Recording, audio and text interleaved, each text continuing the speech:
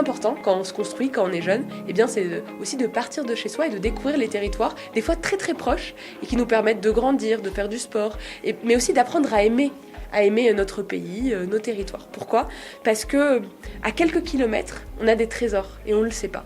Et grâce à des projets comme Vacances apprenantes, à Quartier d'été, ou encore à des projets engagés par les élus, et je pense évidemment au président du département, eh bien on peut construire et donner l'opportunité à des jeunes eh bien, de découvrir des trésors et qui tombent amoureux de l'endroit dans lequel ils ont la chance de vivre, même si c'est juste à quelques kilomètres. Nous, on voulait surtout l'accueillir correctement. C'est la jeunesse et l'engagement, ces délégations. Donc, on voulait lui montrer que sur le terrain, ça se fait.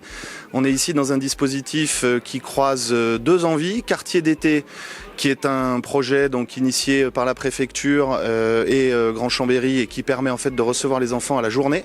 Donc, ils montent le matin, ils ont des activités comme celles qu'on peut voir et puis ils redescendent le soir chez eux. Ça les oxygène, leur fait un petit bol d'air. Voilà. Et puis, ça croise un autre dispositif qui est celui du département et qui permet donc à la jeunesse aussi de sortir et d'avoir d'autres activités. Donc on a notamment le bus de la citoyenneté qui est garé juste devant le chalet et qui permet aux enfants d'avoir des ateliers de lecture, de découverte numérique aussi.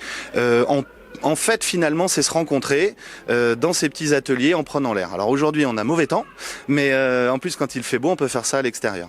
Je retiens une belle mixité sociale. Je retiens aussi des jeunes qui apprennent des choses nouvelles en toute simplicité, mais avec d'autres jeunes qui les accueillent. Aujourd'hui, le monde de l'éducation populaire participe à l'éducation de nos enfants, mais une éducation informelle complémentaire. J'ai vu des jeunes qui étaient initiés à la robotique avec des petits robots. J'ai vu des jeunes initiés également et sensibilisés aux droits qui sont les leurs, que ce soit aujourd'hui la lutte contre les discriminations, l'égalité entre les femmes et les hommes, et là pour le coup c'était jeunes filles et jeunes garçons, le droit de se nourrir. Et bien par des ateliers extrêmement ludiques, par le jeu, et bien on apprend l'essentiel pour devenir un citoyen. Et je crois que cette citoyenneté, elle s'inscrit étape par étape comme une sorte de parcours, mais ça doit commencer dès le plus jeune âge.